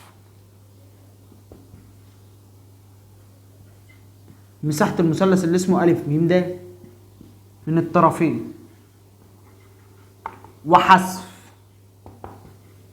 مساحه المثلث اللي اسمه الف ه ب، ومساحه المثلث اللي اسمه د واو ج اللي هو الاحمر والازرق. انا كده حذفت الاحمر وحذفت الازرق، صح؟ وحذفت ده كمان، اتبقى لي الحته دي بتساوي الحته دي. كلام جميل. اذا مساحه المثلث اللي اسمه الف ه م بتساوي مساحه المثلث اللي اسمه د واو م. هضيف له المثلث الصغير ده اللي اسمه م ه واو، هقول له باضافه مساحه المثلث اللي اسمه م ه واو للطرفين. هو انا لما اضيف ده يبقى مساحه ده كله بيساوي مساحه ده كله، يبقى اذا مساحه المثلث اللي اسمه الف ه واو بتساوي مساحه المثلث اللي اسمه د واو ه. وعندك اللي هو هنا ايه؟ قاعده مشتركه. خلاص اذا اللي هو بتوازي مين؟ الالف د. طب بص يا معلم، امسح بقى ده. طالما الهواو بتوازي الالف د، واصلا الالف د بتوازي الب ج، يبقى اكيد الهواو بتوازي الب ج. خلاص يا معلم، اذا اله واو بتوازي الب ج، وهو المطلوب اثباته. ويا رب تكون فهمت مسألة في غاية الأهمية ومسألة تقيلة جدا جدا جدا. نخش على حاجة تانية والدنيا هتبتدي تهدى اهي. بيقول لي اوجد مساحة متوازي الأضلاع طول الضلعين فيه 6 و8 وارتفاعه الأصغر ايه؟ 5. طبعا انت عارف ان مساحة المتوازي بتساوي طول القاعدة في الارتفاع. مساحة المتوازي بتساوي طول القاعدة في الارتفاع. مديك ارتفاع أصغر يبقى هتضربه في القاعدة الكبيرة، يبقى 5 في 8 يدينا 40 سنتيمتر مربع، والحمد لله خلص. تعال نخش على السؤال رقم 2. بيقول لي اوجد مساحة المستطيل الذي أحد بعديه 12 وطول قطره 13. أدي المستطيل يا عم الحاج، أدي المستطيل يا عم الحاج، أهو أهو أهو أهو ألف ب ج د. أحد بعديه كم؟ 12. هسمي ده 12 يا عم. وقطره كام؟ 13. خلاص هسمي ده 13. عايز المساحة. كده كده انت عارف ان المساحة بتساوي الطول في العرض. انت معاك العرض بس ما معاكش الطول. انت لسه هتجيب الطول، وخد بالك ان دي زاوية قايمة، يبقى هتشتغل في سهورس وتجيب لي الألف ايه؟ ب. يلا يا معلم هنقول له الألف ب بيساوي الجذر التربيعي لل 13 تربيع ناقص ال 12 تربيع يدينا على الآلة 5. يبقى الألف ب طلع بكام؟ ب5. طب حلو. طب ما كده يا معلم مساحة المستطيل بتساوي الطول في العرض اللي هو كام في كام؟ 5 في 12 يدينا 60 سنتيمتر ايه؟ مربع. ودي كانت مسألة رقم 2. مسألة رقم 3 معانا بتقول معين حاصل ضرب القطرين ب 72 سنتيمتر مربع وارتفاعه ب9، اوجد محيطه. دلوقتي انت عايز المحيط. المحيط بيساوي طول الضلع في 4، يعني انت عايز طول الضلع. طب بص يا معلم، دلوقتي هو مديك حاصل ضرب القطرين، هو مساحة المعين بتساوي ايه؟ نص حاصل ضرب القطرين. تمام. وبرضه المساحة بتساوي طول الضلع في الارتفاع. حلو. نزل النص في حاصل ضرب القطرين هو مديهم لك بكام؟ ب 72. الكلام ده بيساوي طول الضلع اللي انا معرفوش في الارتفاع اللي هو بكام؟ ب9. انت عايز دلوقتي طول الضلع، يعني تقسم على ال9، يعني تقسم على ال9، اطير ال9 من هنا مع ال9 من هنا، يبقى لك طول الضلع تعمل على الآلة نص في 72 على ال9 تدينا على الآلة 4. يبقى طول الضلع هيساوي كام؟ 4. حلو. تعرف ان انت كده خلصت. يبقى المحيط بيساوي طول الضلع في 4، يعني 4 في 4 يدينا 16 سنتي. ودي كانت مسألة رقم 3 ومسألة جميلة. خش على مسألة رقم 4.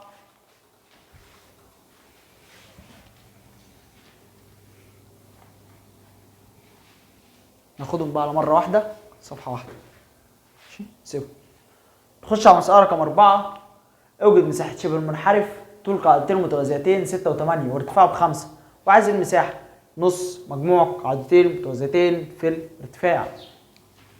المساحة بتساوي نص، افتح قوس، 6 زائد 8 في الارتفاع اللي هو 5، 14 في نص 7، 5 في 7 5 30 سنتيمتر ايه؟ مربع. خش برقم 5. بيقول لك شبه منحرف طول قاعدتين متوازيتين 6 وايه؟ و10 وارتفاعه ب5. بيقول لي اوجد طول القاعدة المتوسطة ومساحته. هي طول القاعدة المتوسطة بتساوي ايه؟ نص مجموع القاعدتين المتوازيتين. طول القاعدة المتوسطة بتساوي نص، افتح قوس، 6 زائد 10 اقفل القوس بيساوي 6 و10 16 في نص بتدينا 8. كده انا جبت طول القاعدة المتوسطة. طب ما المساحة بتساوي طول القاعدة المتوسطة في الارتفاع، يعني 8 في 5، 8 في 5 يدينا 40 سنتيمتر ايه؟ مربع. تعال نخش في نقطة رقم 6 ونشوفها بتقول ايه. بيقول لي شبه منحرف مساحته بكام؟ ب50، وطول قاعدتين متوازيتين ب12 و8، وعايز الايه؟ الارتفاع. الارتفاع عندنا لقانون. الارتفاع عندنا لقانون.